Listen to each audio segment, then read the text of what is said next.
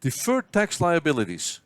That sounds like a complicated accounting concept, but it turns out to be much easier to understand than you might think. Deferred tax liabilities are the accounting answer to a question asked by tax legislators in governments around the world. Would you like to pay your corporate income taxes much later? Why would governments provide this incentive to corporations? The main reason is that capital investments create jobs. Let's explore how that leads to deferred tax liabilities on a company's balance sheet. Throughout the video, we will use the following very simple example relating to capital expenditures and depreciation. A company is putting in a $2 million investment to extend its manufacturing facilities, adding a new production line. According to the GAAP rules of accounting, the generally accepted accounting principles used for reporting financial results to the stock market, the type of machinery that they are putting in gets depreciated over 10 years, in equal parts per year, the straight line method. 10 years of depreciation of $200,000 per year fully depreciates the $2 million asset. However, for tax accounting purposes, the government wants to provide a favorable treatment. It allows the company to depreciate the asset in 5 years. 5 years of depreciation of $400,000 per year fully depreciates the $2 million asset. Accelerated depreciation is the depreciation of fixed assets at a fast rate early in their useful lives. It reduces the amount of taxable income early in the life of an asset, so that tax liabilities are deferred, and improves the financial attractiveness of a project in capital budgeting. Let's put the numbers side by side. On the left, we are going to construct the GAAP P&L for year 1, the income statement based on generally accepted accounting principles. On the right, the tax P&L, the income statement based on tax accounting rules. These two sets of books exist in parallel in most companies. The revenue that is generated from making products on the new production line is $1 million per year. The variable costs, materials and labor, are $500,000. Depreciation for GAAP purposes is $200,000 per year. $2 million investment divided by 10 years. Earnings before tax, revenue minus variable costs minus depreciation, is $300,000. At a tax rate of 20%, the income tax expense on those earnings is $60,000. This leaves the company with a GAAP net income of $240,000 per year. For the tax P&L, let's assume the same revenue and variable costs, but a much higher depreciation of $400,000 per year. The same $2 million investment divided by 5 years. Earnings before tax in this case are just $100,000. At a tax rate of 20%, the income tax expense is $20,000. This leaves the company with a tax net income of $80,000. One and the same company can have two profit numbers in the same year.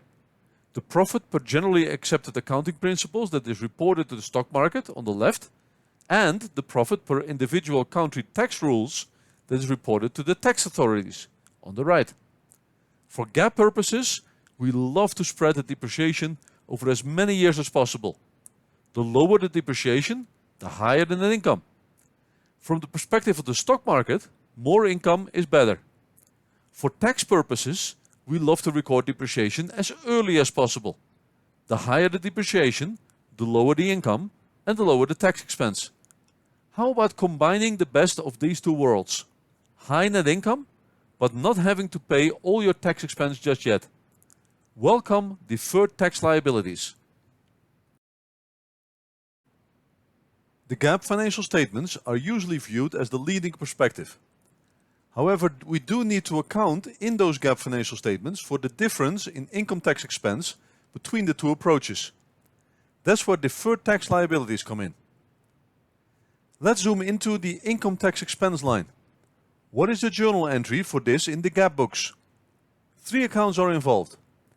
Income tax expense in the GAAP P&L or income statement, income tax liability on the balance sheet, and deferred tax liabilities on the balance sheet. Income tax expense is $60,000 for the year, debit per our GAAP calculation. However, the tax accounting rules only specify $20,000 as income tax payable for the year, a credit to liabilities on the balance sheet. The difference of $40,000 gets recorded as a deferred tax liability on the balance sheet. This is money that is not payable yet, but shall become payable in future years. $60,000 in debits, $60,000 in credits, journal entry balances. If the revenue and expenses from the new product line are the same every year, then the same journal entries are booked in years 2, 3, 4, and 5. But after those 5 years, things change dramatically. Let's see where we stand by now. On the left, once again, the GAAP accounting treatment of the investment. On the right, the tax accounting treatment. In both approaches, the investment is $2 million. Under GAAP accounting, the accumulated depreciation, the sum of how much was depreciated so far, is $1 million. As a result, the net book value after 5 years is $1 million. The initial investment minus the accumulated depreciation. Under tax accounting, the accumulated depreciation is $2 million, and therefore the net book value after 5 years is 0. The tax effect on the difference in accumulated depreciation and net book value is reflected in the liability section of the balance sheet as a deferred tax liability. If we review the account balances of the general ledger accounts that we have been posting to in relation to the income tax expense, then we see no balance in income tax expense in the P&L. Income tax expense is a temporary account. In other words, one of the accounts that has to be reset to 0 prior to starting a new accounting period. Income tax payable on the balance sheet is a permanent account, one whose account balance carries over to the next period. However, if taxes payable are settled in cash each year, the balance will be 0 at the end of the year. The deferred tax liabilities account has been accumulating a credit balance that increases by $40,000 per year for each of the first 5 years, summing to a grand total of $200,000 by the end of year 5.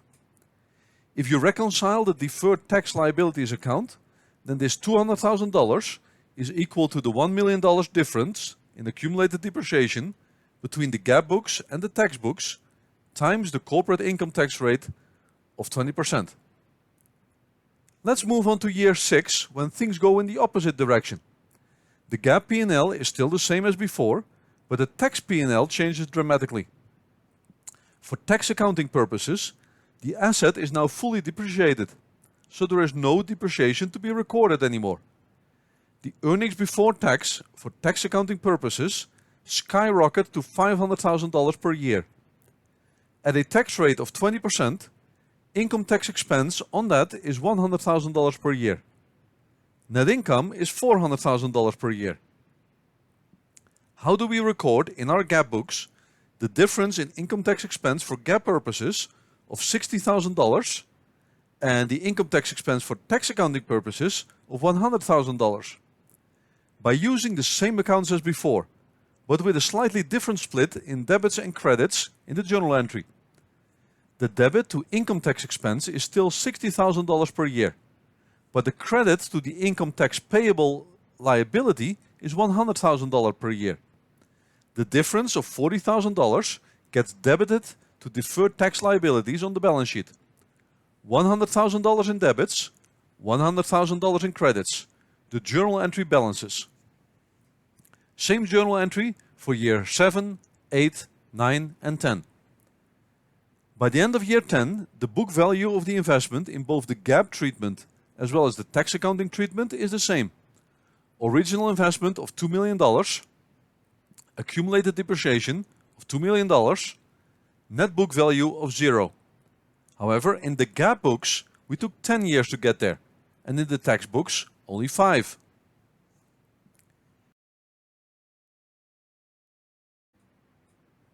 Here's how the journal entries affected the balance in the deferred tax liabilities account. The deferred tax liability is built up, credited, with $40,000 per year in years 1 through 5, up to a total balance of $200,000 at the end of year 5. In years 6 through 10, the same deferred tax liability account is decreased, debited with $40,000 per year, making the debits in the account equal to the credits in the account by the end of year 10. An additional perspective that might be useful for you is to put the key GAAP accounts, the key tax accounting accounts, and the DTL, deferred tax liabilities, side by side. On the left, depreciation and income tax expense per GAAP. On the right, depreciation and income tax expense per tax accounting rules. Income tax expense for GAAP is bigger than income tax expense for tax accounting purposes in year 1. In the middle, the build-up of the deferred tax liability balance of $40,000. This balance builds and builds in year 2, 3, 4, and 5, and the deferred tax liability peaks at $200,000 at the end of year 5. As of year 6, income tax expense for GAAP is smaller than income tax expense for tax. The deferred tax liability balance decreases every year by an amount of $40,000 until it drops all the way back to zero at the end of year 10.